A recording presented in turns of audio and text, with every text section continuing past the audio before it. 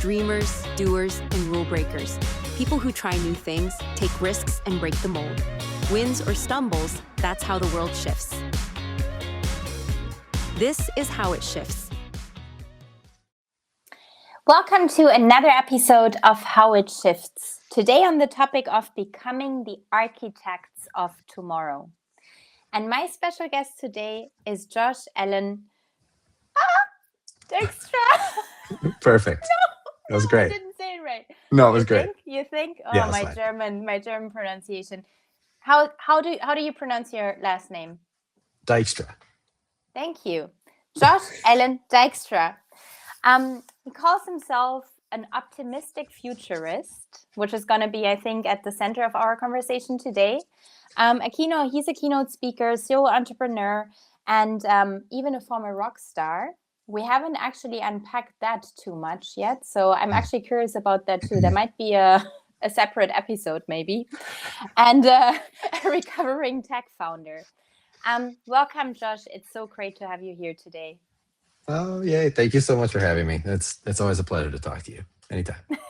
Yeah, it's been a while now, right? That we met for the first time. And we met a couple of years ago on the topic of future of work.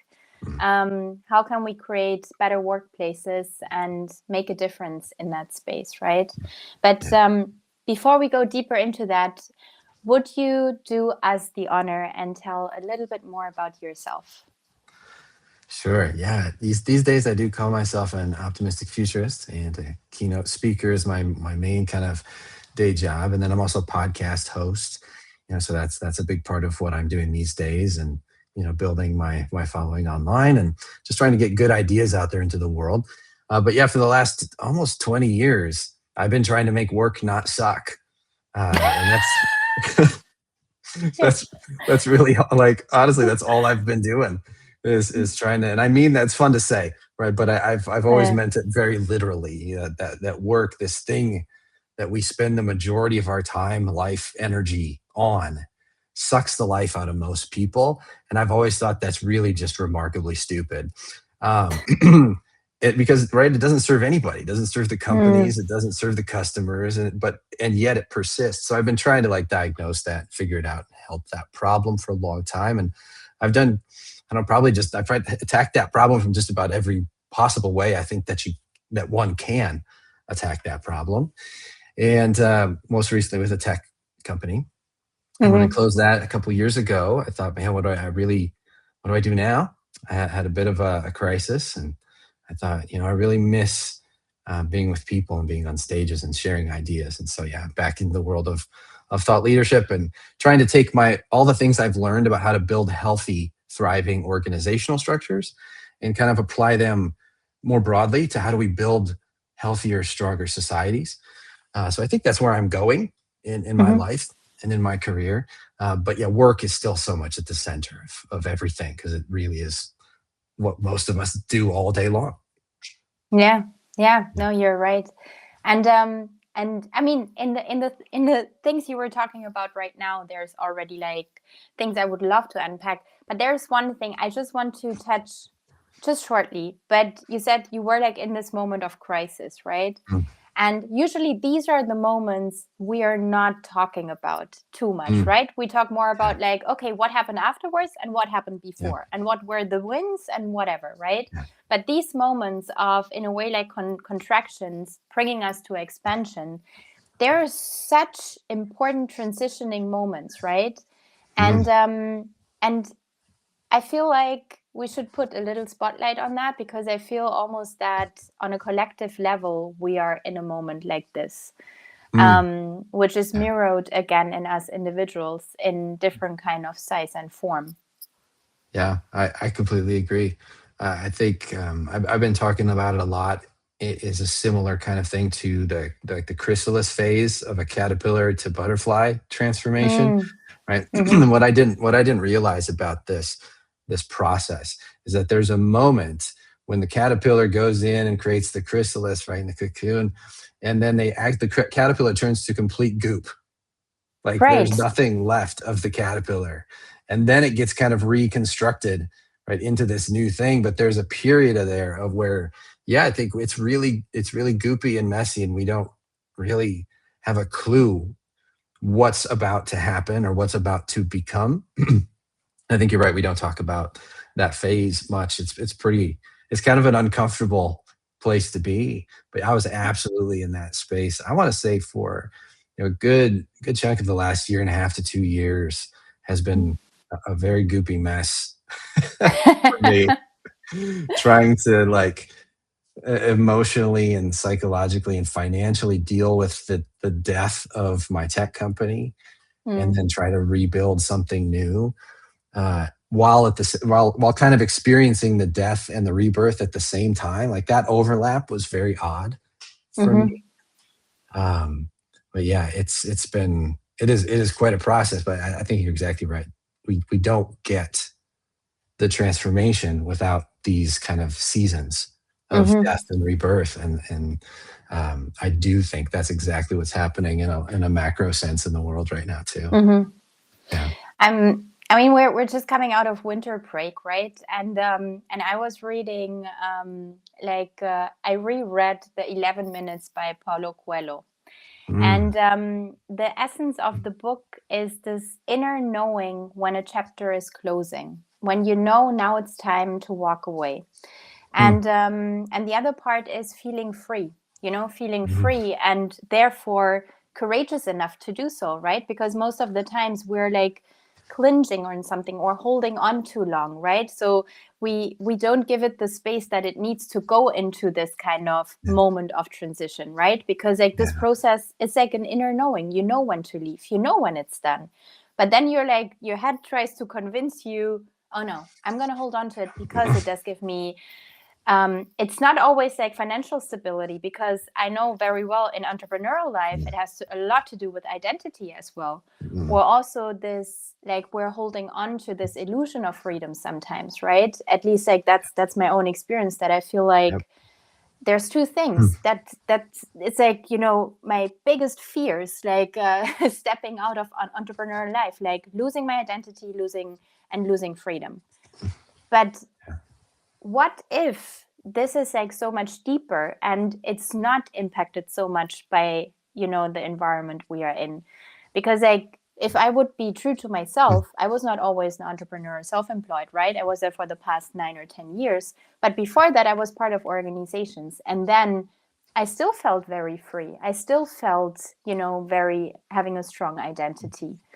But yeah, so it's like coming out of this space of reflection myself right now. But I just like, I feel like I see you in all of this, like very much. Yeah. What was the name of the book that you just reread? 11 Minutes by 11 Paulo. Minutes. Yeah, Okay. 11 Minutes by Paulo Okay. Coelho. Yeah. I haven't read that one. Obviously, Alchemist is one of my favorites. Yeah. Okay. I need to The check that out. Alchemist, I just read before. Like, these were the 2 books I read the past 2 weeks. Yeah, I should go back and reread that too. It's been a long time. But yeah, I think I resonate so much with that. I think I wish I would have known a little more clearly about when to let go. Right. I feel like, because I thought I was doing the right thing by hanging on. And so I think sometimes it's not as clear as maybe we wish it was too, that what is the right thing to do? Is it like, I kept thinking, oh, is this one of those like last minute entrepreneurs success stories, right, where the customer's right around the corner, and then it saves the day, and then I write the book and get that kind of ending chapter but so I kept hanging on, and I kept because I think part of the challenge of, especially on the entrepreneurial side of this, is part of our superpower is believing when nobody else does. Right. It's true. Right. So it's like, when does that superpower become our weakness is a much blurrier line than I understood, than I thought, than I used to think. So yeah, it's a crazy process though. Like learning it's a to let crazy go of these things. process. Yeah. And it's like, there's like what it's not directly related, but it came up at the same time, that there's always this fine line of like losing it, or just like trying to dance with it, like dance with uncertainty, dance with a certain situation. And it comes like daily, right? There are so many triggers all the time, but just reminding each other, like, you always have this choice. It's a very fine line. And I was like standing at security like last week, right? And I have this splint on my arm because I hurt my wrist, and it went missing in the security thing. It was gone. And I was like standing there, I'm like, it can't be gone. It must be somewhere. So I was like driving these security guys crazy. Like, they were like, somebody took it. I'm like, it's not a piece of jewelry. Like, nobody would have taken that thing, like, dude, no. So at some point I was like standing there in tears because I already saw myself, with my 3-year-old, my husband, like a day of travel ahead. Like, you have this, your body is in pain and you have to go. But then I was also thinking, okay, there's this fine line. Either I'm going to lose it now completely or I'm just going to go with it. And I was thinking that thought. And in that moment, one of the police guys, he found it. It was attached to the stroller, and the stroller went in just before, and it was just like, but I was like, it was such a good reminder of it's both is true, and both coexists. And it's the same with, we need the contraction for the expansion. Yeah. And this is like, actually like, I'm practicing and exercising our muscles for growth and going forward. Yeah, absolutely. And that's a really great metaphor too. I think the contraction and expansion, and it makes me think of, being pregnant and having babies. And, I've got 2 kiddos too. And so, I didn't have them, but I was there for the whole thing. And, it's a painful process, right? It's quite it's quite an adventure. Yeah. And, I do think that's a good metaphor also for what's happening in the state of the world, right? Like, there's something new that's being born. I'm very convinced of this, and man, it's really friggin' painful, many days for a lot of people. If we recognize that's part of the process, maybe it helps a little, but yeah, it's still painful. So you call yourself an optimistic futurist, right? So tell us, how did you get there, and what are we supposed to understand by this expression? Thanks for asking, because I am not I'm not a born optimist. Right, so that's the first thing I like to clarify. Okay.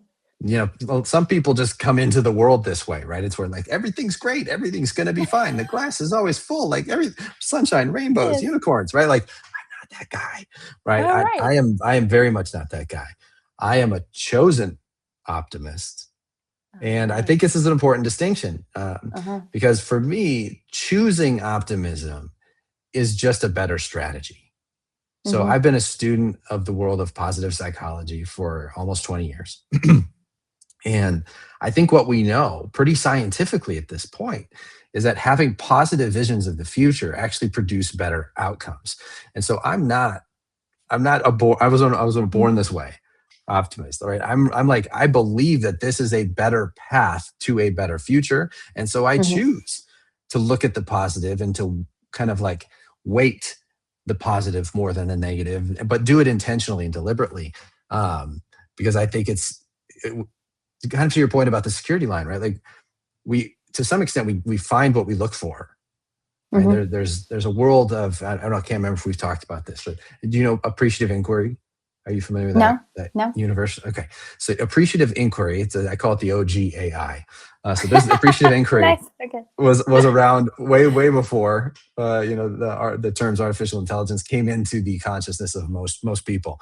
But appreciative inquiry is exactly what it sounds like. It's positively framed questions, but it's so much deeper than that. There's a whole field of study here, and it starts to relate to quantum physics, and it starts to relate to synchronicity, and it starts to relate to, I think, a level of science that we don't yet quite understand. But this idea of, if we put a more positive vision out there into the world, that's what we naturally move toward. And if we have a really crappy, shitty version of the future, we'll move toward that. Like, humans naturally move toward our vision of the future, whatever it is. And so this is why I'm a chosen optimist, is I believe that for us to create a better future, we need better visions of the future. And so that's kind of it gets pretty deep into like my belief system about these things. But that's why I'm calling myself. I wasn't born that way. But I love this. I love this because I think naturally we are drawn to more negativity, right? We have a negativity So bias. It keeps us alive, exactly. survivally speaking. Yeah. Exactly. So to stepping out of that and to consciously actually like, working with it, or because I don't want to say against it, right? But it's like reshaping that vision is very powerful. And I mean, I know there's like a million of critics out there with in terms of positive psychology, right? And I've been in very conversations, a lot of Mm. conversations about that as well. But it helps. It helps to create Yeah. hope and faith and to nurture Yeah. it, right? In Yeah. particular, in moments that feel heavy. And I mean, you are in the United States right now, right? So Mm. there's a lot of turmoil, right? There's a Yeah. lot happening on all kind of sides, and it's like you still have a day to day, you still have a life to live, right? Like, Yeah. how do you make sense of everything that's happening in the world, but you're still Mm. accessing your inner peace that you can function, right? Because that's like this, I think, like the daily limbo that we're kind of like Yeah. trying to Yeah. cover, right? Yeah. Yeah. Well, I think, and I've definitely heard a lot of criticism of this kind of perspective over the years too. I think what I found most people have a struggle with is this kind of like positive thinking cures all ills of everything kind of Mm-hmm. thing that happens in some circles. Uh, and when you get into the actual study of positive psychology, it's not that at all. I like to think about it like, well, let's think about it just in terms of people who are fighting a revolution in their country, right? Those people are freaking optimists, right? Because you cannot fight Mm. to put your life on the line for something if you don't believe a better future is possible. You won't do it, right? Like those people are the fiercest optimists that I think we'll ever see. And so to fight for a future that's better is Mm-hmm. inherently an optimistic act, right? Because we can't do that unless we believe that there's something better over there. And so I think this is what people do kind of miss sometimes, right? And I think it gets to at least my answer to your question is, for me, optimism is a form of rebellion, and Mm-hmm. it's a strategic rebellion. It's saying like, no, this is something better. We could create it, but we're not going to create it by pretending the crappy stuff isn't happening. We're going to create that better future by understanding why this crappy stuff is happening. And then how do we create something better, realistically, structurally, systemically? Like, and so that really is my answer to this question is I am trying in the midst of all of this craziness to keep my focus on, okay, like, let's understand why things are happening the way they are. Yeah. Right. So making sense of what's going on, I think is a big step one, and a huge part of what I'm devoting my energy to these days is making sense of what's next. Like, Mm-hmm. how do we make sense of what's going on so we can build the next thing? And I think so many times, and I know you and I have talked about this in the past, like so many times, Yeah. the answer to like try to make sense of what's going on comes through the lens of systems. Mm-hmm. Right? It's so often not individual actors. It's so often systems at play that are keeping, I'm going to say bad, keeping bad practices propped up.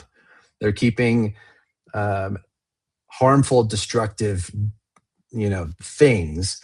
They're keeping those things happening. It's not necessarily the individual people, because most people can look at those actions and say, like, this is not how we should be Mm-hmm. doing this, right? Like, it's stuff that my government's doing, right? A lot of people can look at that and say, like, that's not what we should be doing. Like that seems really unkind or very like cruel or terrible, and like, but there's these systems that we serve, and most people I've found we live our lives at the affect of systems, right? We don't actually make as many decisions as we think we do. We make choices, we choose systems, and then those systems make decisions for us. So one example is if you get to go to university, let's say you get to go to college, right? You maybe get to choose where you go or that you go, unless your parents make it, but like otherwise you maybe make that choice. But once you've made that choice, like most of your life is now decided for you, right? You have to go to certain classes at certain times of day. You have to be awake. Right? You have to pay certain money to stay in school. You have to get certain grades to stay in school, right? Like, so a whole bunch of decisions are now made for you by the system that you chose. And so this happens in so many aspects of life. But most people, for many of us, the systems stay invisible. We don't see them. We don't know that they're there. We don't talk about them. And they're secretly kind of like running our lives. So this, I think, becomes the really important practice of right now, is if we want to make sense of what's coming next, we have to understand systems. And I'm wondering, because these systems, they are either created or changed, or, like life being or brought to life by people, by individuals, right? Yeah. So it does go back to individuals, no? To some extent, yeah. But once systems exist, they have a life of their own, right? Like people, this is the "I'm just doing my job" syndrome, right? Somebody said, well, like, and you can trace this back to terrific, atrocities throughout history, even Holocaust level atrocities, right? These are just people. I was just doing my job. Right. And so this is the problem with only seeing this as individual activity, right? It is individual choices, but there are individual choices happening inside systems that are very powerful and make us feel like we have no choice. We always do, at the end of the day, have a choice, but they make us feel very helpless. And I think this is where it goes back to the workplace too. Right? So many people in the workplace today feel a tremendous sense of learned helplessness. Right? They've learned, I can't do anything to change this system. Yeah. They know the system exists. They just learned they can't do anything about it. Exactly. And so they live their life at the affect of it, and they complain about it at the pub, and they complain about it over beers, and they complain about it at their family gatherings, but they don't really believe they can change the system. And so this, I think, really, it just becomes so important for us to understand, like, to first see the systems. And we need to see that they're there first, and then we can start to actually make better individual choices, I think, to change them. Yeah, because I mean, like, I heard it not just once. Like, if the system doesn't change, I can't, or I can't, or I can change my behavior. And it always left me speechless. I'm like, if I would believe that, I would completely lose hope, and I would completely get depressed, to be honest, right? But at the same time, I think there is a lot of truth in it. It's like people becoming numb to the environments, to these systems, and then like just going through life like this, and then at some point waking up or not and saying, oh my gosh, like life is, it just has passed by me or something. So, but what you're saying is awareness is the first part. So how does it work in practice? Well, I think this is I think practice is actually the perfect word, because none of this, at least in my life, has happened overnight, right? We've all kind of grown up, and everyone alive today has grown up swimming in the waters of the systems that exist, right?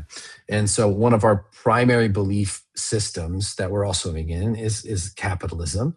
Right. So we've got a capitalistic structure, and I'd really like to prefer to call it like a belief system, because it really is a belief system. But none of us alive today have really known anything else. Right? We've all kind of been swimming in this water for our whole lives, and even before, generations before us. Right? Our parents did this, our grandparents and their parents, right? And so I think it is a practice of just committing to systematically trying to see these things, right? Yeah. Like we've got to. So this is one of the things that my podcast aims to do, is to help people do this, right? It helps people to like see the systems that are secretly shaping the world, and how is this working? Like to kind of like drop the scales off, pull away the curtains, and say, okay, what's actually going on here? You need to understand the systems. And that's kind of what I do, every week.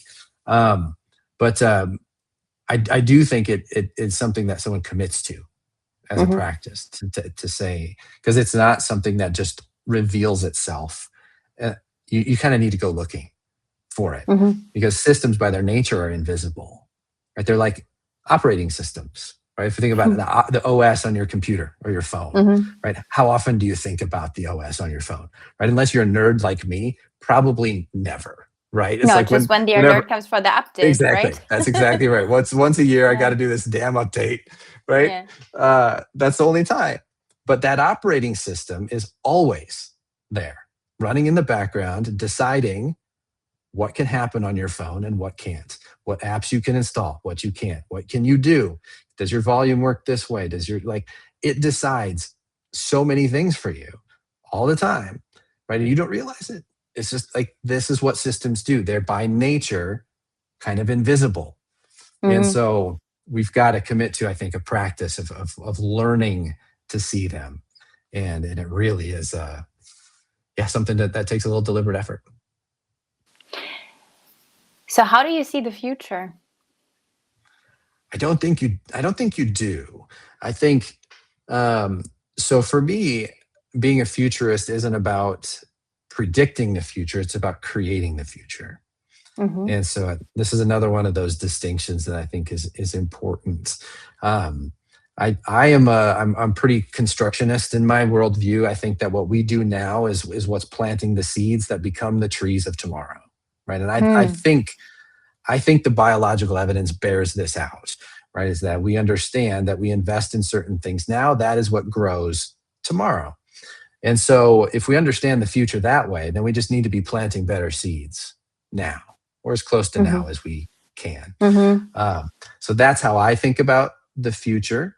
So if we think about the future that way, then the questions change, right? Then the question becomes, well, what kind of seeds am I planting? Like, what am I doing now that actually creates that thing that I want down the road? Or do I even have a clear picture? This is where I really encourage people to think a lot too, is, do I have a clear picture of what I want the future to be? Now, I think it's really easy for us to conjure up dark, dystopian, Terminator, robots going to kill us all futures, right? Like movies have like infiltrated our minds and our imaginations, and it's really easy for us to come up with dark visions of the future.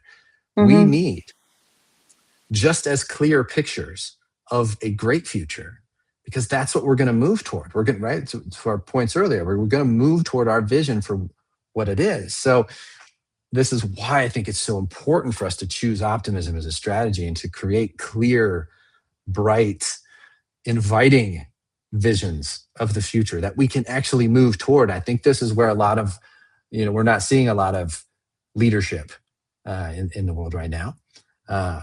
It's more challenging, I think, in a lot of ways to be an optimistic futurist.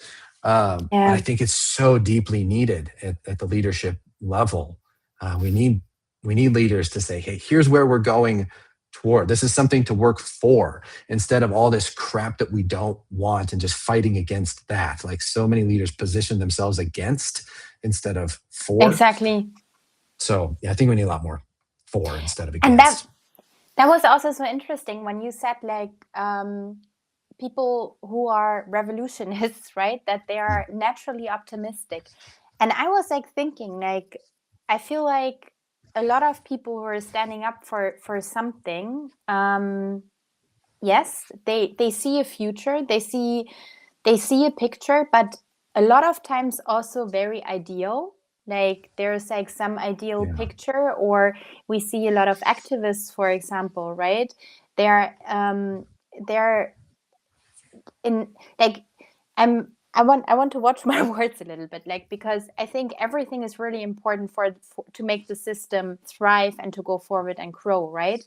But what I've been observing is that a lot of kind of exclusivity is happening, and Mm, that it's not very inclusive a lot of times, because as you say, like, people are always in a way positioning themselves against something, but also yeah. having the expectation from other people to do the same. And this creates disconnection. This doesn't create inclusion. So Right. at the end of the day, it's another kind of disconnected tank, community, Mhm. club, whatever, call it however you want to, but like some disconnected belief system that is going against something else. So where's the change happening at the end of the day, right? When do we finally find the way together, like Yeah. towards each other, like going in the same direction together? Yeah. Yeah. I I think so. My personal belief on this is that the other thing to understand about the future is that history does seem to work in cycles, which is why Mm-hmm. people say things like history doesn't repeat itself, but it does Mm-hmm. rhyme, right? So it rhymes with what Okay. happens, right? So I think this is what's going on is we're seeing repeating cycles. And the challenge with these cycles is that we humans, we kind of only live about as long as each cycle. And so by the time the cycle comes around again, there's very few of us that are alive to remember the last time this happened. Like most of us, right? There's not very many people alive, if any, that are like, I remember the Great Depression, in the US, or I remember, pre World War II. Right? There's just not that many Yeah. folks around now. But I think from everything that I read and study, it feels to me that we are in a time, we are in a cycle period that is very similar to that. So, right, like in the US, we talk about the roaring 20s, right, that happened before the Depression and then World War II. And so I think this is very similar to what's going on right now. When we look at the roaring 20s of the 1920s, we had massive inequality. They Mm. call it the Gilded Age, right? We had massive income inequality. So we had this kind of unrest. We had this very much, some people are in and some people are not, right? Mm-hmm. A lot of people struggling while some people are doing exceptionally well, which I think feels a lot like today. Mm. I think it rhymes a lot with what happened 100 years ago. It does. And yeah, and I think that also gives us a clue for what's coming next is that these cycles, uh, there's some predictability to these things because this level of inequality inevitably leads to unrest, which I think Mm-hmm. is kind of what we feel. When we talk about just the way that the world is right now and how it feels disconnected, and we feel this sense of disease, like dis-ease, right? Like we feel a sense of disconnection. We feel Mm. all of these things that we talk about with our friends, and we kind of complain about that too, right? It's like all of that stuff I think is because we are in that time, Mm-hmm. right? We are in that part of the cycle that feels a lot like freaking winter, Mm-hmm. right? It does. It feels like death and decay, and stuff is frozen, and stuff isn't working.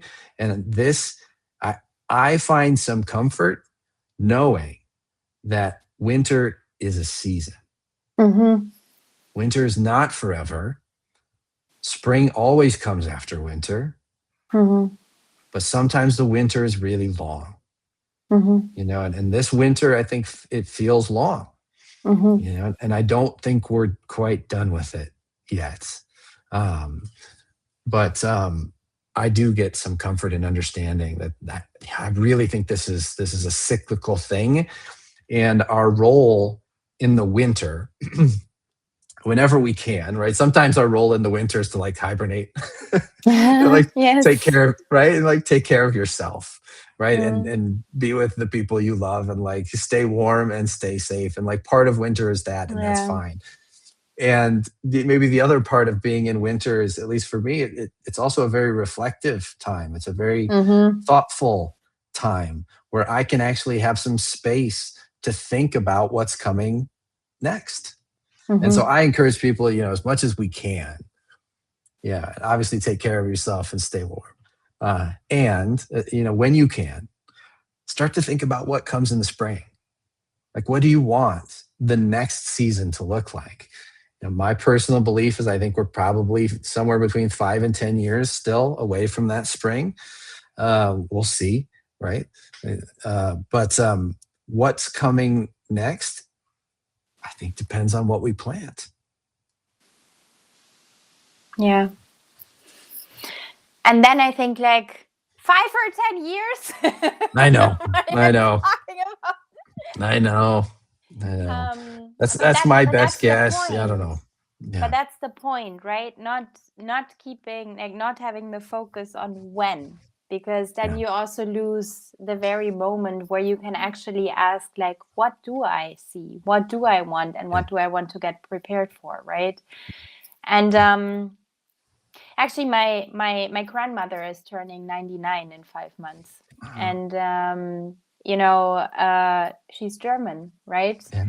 Yeah. So it's like, for her, sometimes unbelievable what's happening, right? Oh, Because I it can only feels like imagine. this repeating cycle, and she's still like, she's voting and trying to, like, do her part. But it's now, if you think about, if she hits like the cycle again, like that, it's like Yeah. it must feel so like so surreal in a way, right? Like, I would think. I what would are you think. people doing? Yeah. Totally. Yeah, I would imagine. I would imagine that's the case. Wow. Yeah, that would be incredible to chat with her. Um, Mm. yeah, that's an incredible life. Wow.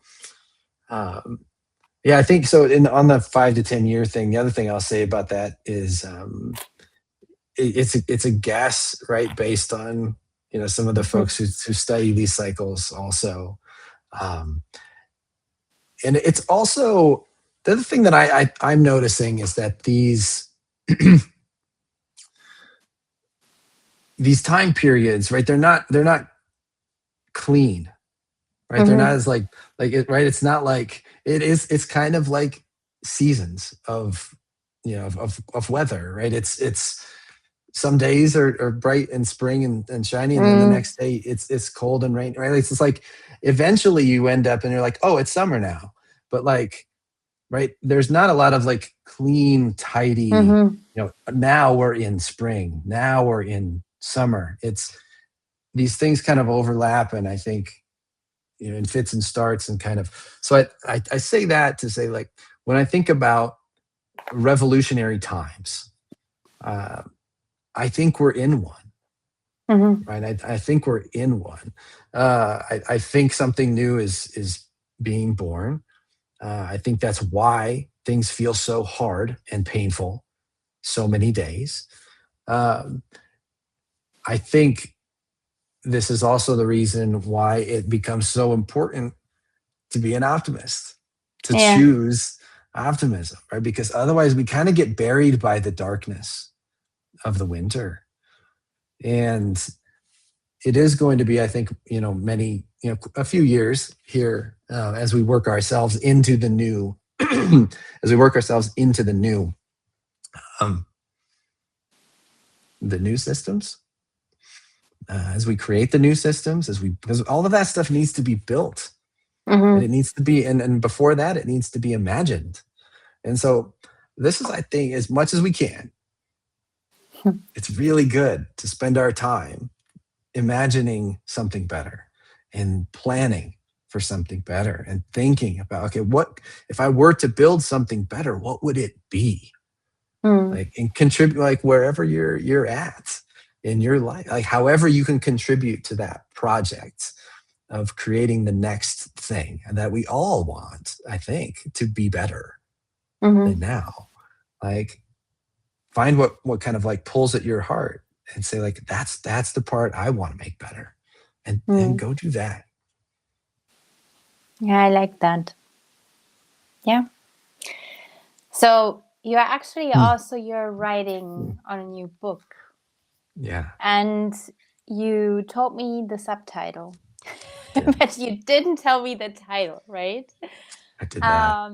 No. So the subtitle is An Optimistic Guide to the Future. So obviously you got me there, right? Very intrigued. Yeah. Yeah. So I told you that because like it's kind of a deliberate play on the title itself. So, and this is still a working title, right? It might change before publication, but I'm pretty sure this is what it needs to be. So that the title of the book is going to be "Work Will Kill Us All." Okay. An optimist's Where guide is to the the future. optimist? Yeah, exactly. Yeah, okay.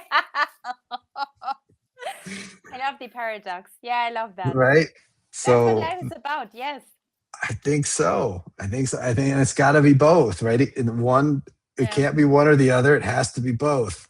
And but yeah, I'm pretty sure that's what it is. So I'm inviting people to come along on this journey with me if they want to. Like I was mentioning to you before, I'm doing this one a little differently. I'm not going to take it to a big publisher. I'm going to self-publish it when it's ready to be published, probably this fall is kind of my target. But until then, I'm inviting people in as early readers and patrons if you want to support this project. There's a couple of different options for people to contribute if they want to, but otherwise you can come in and be an early reader and contribute your thoughts as I kind of write this thing and be a part of it. And that would be really, really cool if people want to do that. That's if you are interested in that, you can go to WWKUA. So that's Work Will Kill Us All. WWKUA.joshallan.com. Love that.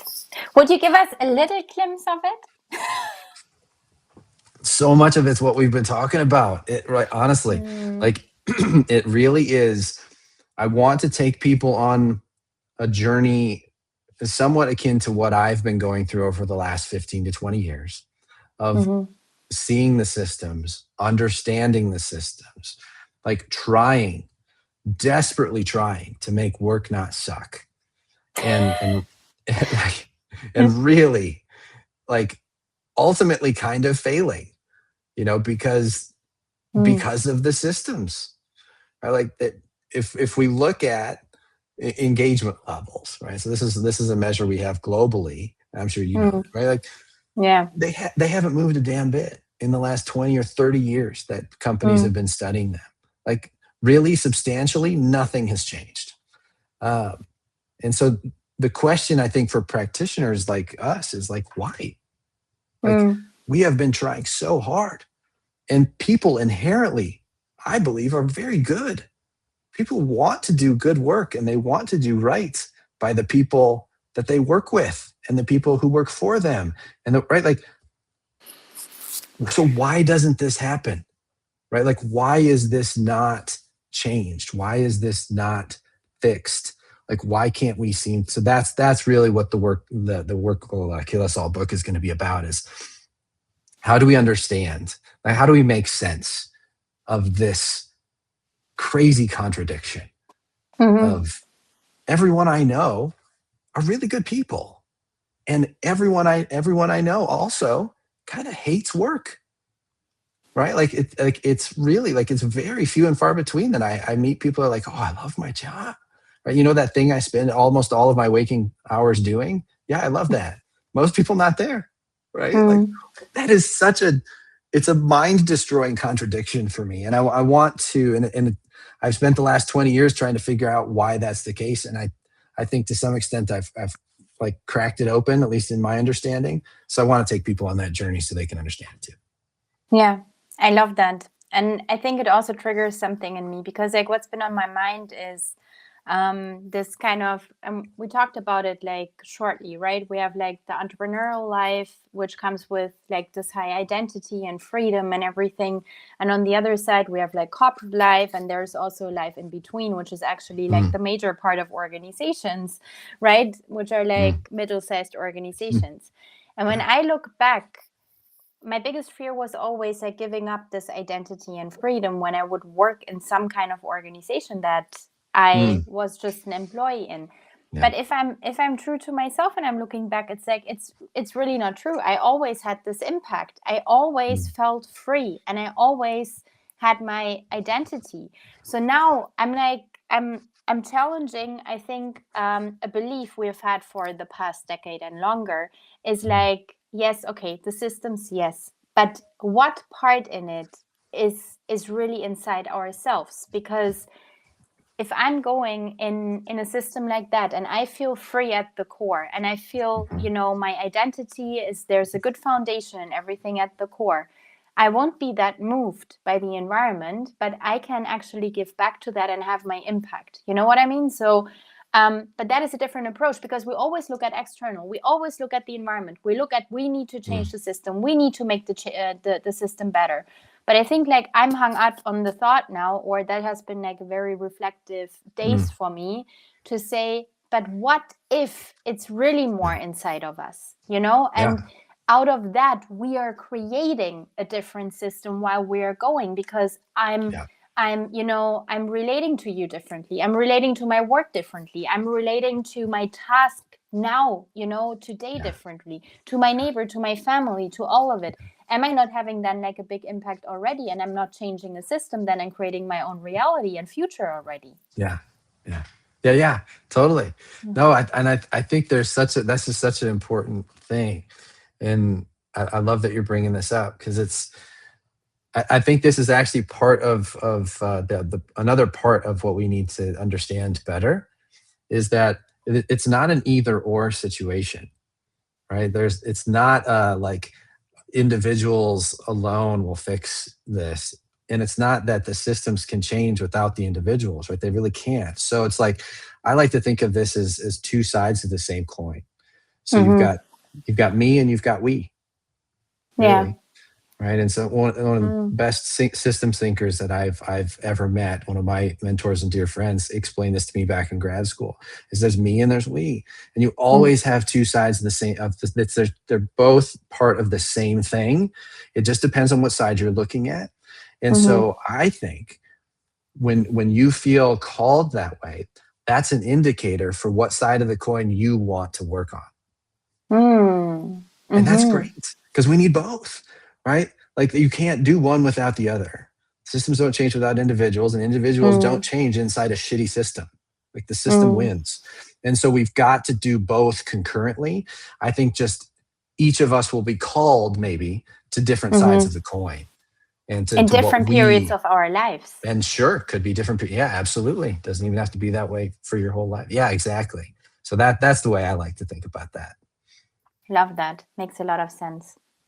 Well, that was a very, very insightful episode. Thank you so much for that, Josh. And how can people find you, and where? Yeah, absolutely. Well, yeah, I'd love to connect with anyone listening to this. Please reach out. The best place is probably joshallan.com. That's my home base. So it's JOSHALLAN.com. So 2 A's and 2 L's in my last name there. That's my middle name, but joshallan.com. And then you really can find me kind of on all, like, many of the socials. I'm not on all the socials, but I'm doing a lot more in the social space this year. My word for 2026 is share. So I'm really trying to put myself out there in ways I haven't before, including like video stuff. I'm going to be starting some video stuff on the TikTok and the like this. Ooh, yeah, so this is, wow, yes. Well, I'm not going to be dancing, at least not, to start. So, but maybe eventually. But yeah, so if people want to come like follow along behind the scenes as the book gets written, please come find me. I'm Josh Allan just about everywhere. Josh Allan or Josh Allan Dykstra. I'm on LinkedIn a lot. Yeah, I'd love to connect with you. Please reach out, say hello. Awesome. Thank you so much. and we will continue our conversation. I hope so. Forever. I hope so. That's awesome. Yes. Yeah. I appreciate you so much. Thank you. Thank you. I appreciate you. Yes. Thank you.